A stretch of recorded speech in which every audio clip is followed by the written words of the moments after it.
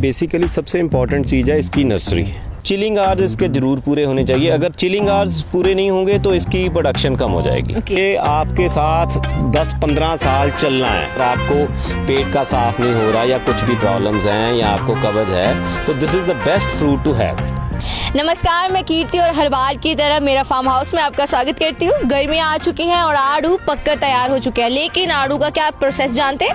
अगर नहीं तो आज हमारे साथ जुड़े हैं हरमन रंधावा जी, जो हमें बताएंगे कि आड़ू का आखिरकार पूरा प्रोसेस क्या है। तो चलिए हरमन रंधावा जी से बात करते हैं कि आखिरकार पूरे आड़ू का प्रोसेस क्या है। तो नमस्कार सर। नमस्कार जी। नमस्कार। आपका मेरा फार्म हाउस में बहुत बहुत स्वागत है। थैंक यू जी, थैंक यू सो मच। तो सर, मैं अपने पीछे पके हुए आड़ू देख रही हूँ जो मंडियों के लिए मेरे ख्याल से पूरे तैयार है। तो आप थोड़ा ना मुझे इसके प्रोसेस के बारे में बताएं, क्योंकि देखकर तो दिल कर रहा है कि मैं अभी खा लूं। इसमें ये होता है कि इसका स्लीपिंग पीरियड शुरू हो जाता है नवंबर से लेके नवंबर, दिसंबर और जनवरी में इसका पूरा स्लीपिंग पीरियड रहता है। तो जैसे ही ठंड थोड़ी थोड़ी कमी होनी शुरू होती है देन दिस होल ऑर्चर्ड पूरे का पूरा ये पिंक हो जाता है, फ्लावरिंग शुरू हो जाती है। जैसे आप देख रहे हो ना। जी जी जी। तो इसमें पत्ता नहीं होता तो पहले इसके पिंक फ्लावरिंग आती है। तो उसके बाद अभी ये 15 फरवरी और 20 फरवरी के 25 फरवरी तक सारी फ्लावरिंग आने के बाद अभी फ्रूट सेटिंग हो गई है। तो नियरली अभी इट्स रेडी। फर्स्ट अभी हमने परसों से शुरू किया है, तो अभी पहली स्टेज ही है। तो पहला जो पहले अर्ली प्लांट्स आ रहे हैं उसी को अभी उखाड़ रहे हैं। तो सर, इसके लिए कैसा क्लाइमेट चाहिए होता है? मतलब बेसिकली सर्दी गर्मी दोनों चलती है या फिर मिड का ही रहता है?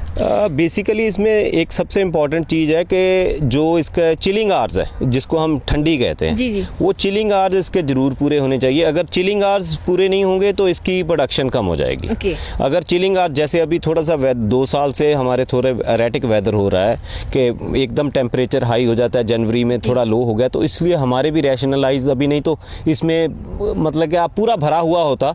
लेकिन अभी 2 साल से थोड़ी सी प्रॉब्लम आ रही है क्योंकि चिलिंग आवर्स कम हो रहे हैं। जी। सर, मेरा अगला सवाल ये है कि अगर किसान भाई या कोई भी व्यक्ति अपने खेतों में स्पेशली अगर आड़ू का दरख्त लगाना चाहता है तो मतलब वो सीड के दौरान लगाए या फिर नर्सरी में जाकर कोई प्लांट खरीदे? ये बेसिकली सबसे इम्पॉर्टेंट चीज़ है इसकी नर्सरी। नर्सरी बहुत इंपॉर्टेंट है। जो भी स्टोन फ्रूट है इसको बेसिकली ये जो सारे फ्रूट्स को, जैसे नाक हो गई, ये हो गया, आलू बुखारा हो गया, इनको हम स्टोन फ्रूट्स कहते हैं। जी जी।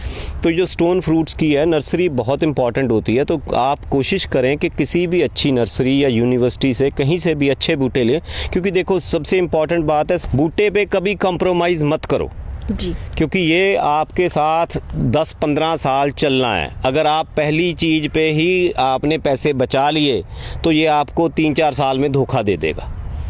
तो आप कोशिश करें कि सर्टिफाइड नर्सरी हो, बढ़िया जगह से ख़रीदें। कहीं भी, मैं ये नहीं कह रहा कि यहाँ से ख़रीदो, पर कोशिश करें कि जो भी आपके अपनी सरकार के जो आपके हॉर्टिकल्चर डिपार्टमेंट, उनसे पूछें कि सबसे बढ़िया जगह कौन सी है जहाँ के हमारी स्टेट में या हमारे एरिए में कहाँ से हमें अच्छे बूटे मिल सकते हैं। तो देन उसके बाद पूरा इसको देख पाक के बूटे लेके, बूटे पे कहीं भी कॉम्प्रोमाइज़, एक पैसे का भी कॉम्प्रोमाइज़ मत करना कभी जी।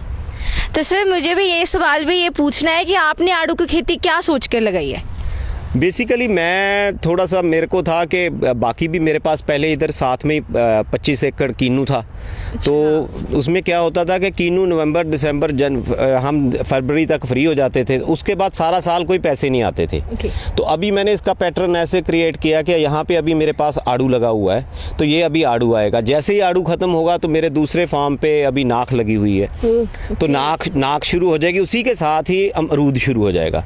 तो जब ये दोनों चीज़ें ख़त्म हो जाएंगी, इन द मीन टाइम नवंबर दिसंबर में मेरा अमरूद की दोबारा फसल आ जाएगी। कहने का मतलब ये है कि हम जितनी मर्जी अपनी मतलब प्रकृति के साथ जुड़े रहे, अपनी मतलब हम लगाते रहे पेड़, हमें मुनाफा ही होगा। मुनाफा होगा, बट उसके लिए पेशेंस चाहिए। पेशेंस। जी जी। 2-3 साल का आपके पास कुछ ऐसा हिसाब किताब होना चाहिए, ताकि देखो अभी सारी ज़िंदगी में खर्चे बहुत हैं। जी जी। तो आपको सरवाइव करना है। तो ये देखो, ये अभी 8-9 साल का है, आज आपको ये बड़ा बढ़िया लग रहा है जी, बढ़िया लग रहा है। लेकिन अगर 3 साल का बूटा होगा तो ऐसे होगा।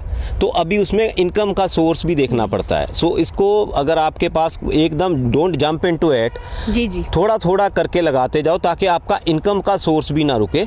और एक बार ये लग गया फिर आप जैसे मर्जी चलते चलो। तो मुझे एक सवाल ये भी है कि एप्रिकॉट और आड़ू में क्या फ़र्क है? एप्रिकॉट खुरमानी होती है, ये एक फैमिली है। बादाम, एप्रिकॉट, ये सारी एक ही फैमिली है, तो वो खुरमानी होती है, ये आड़ू है। तो वो हायर रीचेज में होता है, जैसे वो अब चढ़ जाओगे ऊपर, क्या कहते हैं 6000 फीट से ऊपर चढ़ जाओगे तो वो तभी तो आप पहाड़ों में जब जाते हो तभी आपको एप्रीकोट मिलता है, दूसरा ये नहीं मिलता। तो आपने कितने एकड़ में ये पूरे आड़ू के जो पेड़ लगाए हुए हैं? ये मेरे पास अभी यहाँ पे मेरे पास 7.5 एकड़ है जी। और वैसे मेरे पास 14 एकड़ और है। ओके। वो दूसरे फार्म पे है। वहाँ पर भी आड़ू की खेती करी हुई है आपने? वहाँ पे भी आड़ू के। तो और मेरे को ये भी आपसे पूछना है कि ये जो मतलब पूरे आड़ू का फैमिली कहाँ से जनरेट हुई है? ये कौन से मतलब प्लांट क्या फ्लावर का है मतलब इसकी फैमिली? इसका it's a long back that you have to go a really long back, क्योंकि इसको आप जब पढ़ोगे तो ये स्टोन फैमिली है। जी, stone fruits. So stone fruit की it's a quite deep, it's a old fruit, it's not a, और ये वर्ल्ड वाइड अवेलेबल है जी। और इसका वर्ल्ड वाइड हमारे यहाँ तो इसको बेसिकली खाने के लिए यूज़ किया जाता है बेसिकली। अभी तो इसकी थोड़ी सी जैसे कहते हैं ना, एवरीथिंग हैज़ अ इश्यूज, सभी के हेल्थ इश्यू हैं, इसीलिए हम इसकी मार्केटिंग करते हैं कि अगर आपको पेट का साफ़ नहीं हो रहा या कुछ भी प्रॉब्लम्स हैं या आपको कब्ज है तो this is the best fruit to have it. तो अगर कोई किसान भाई अगर इन्वेस्ट करना चाहता है आड़ू की खेती में तो आप उनको क्या कहना चाहेंगे? ज़रूर करें और अच्छे तरीके से करें।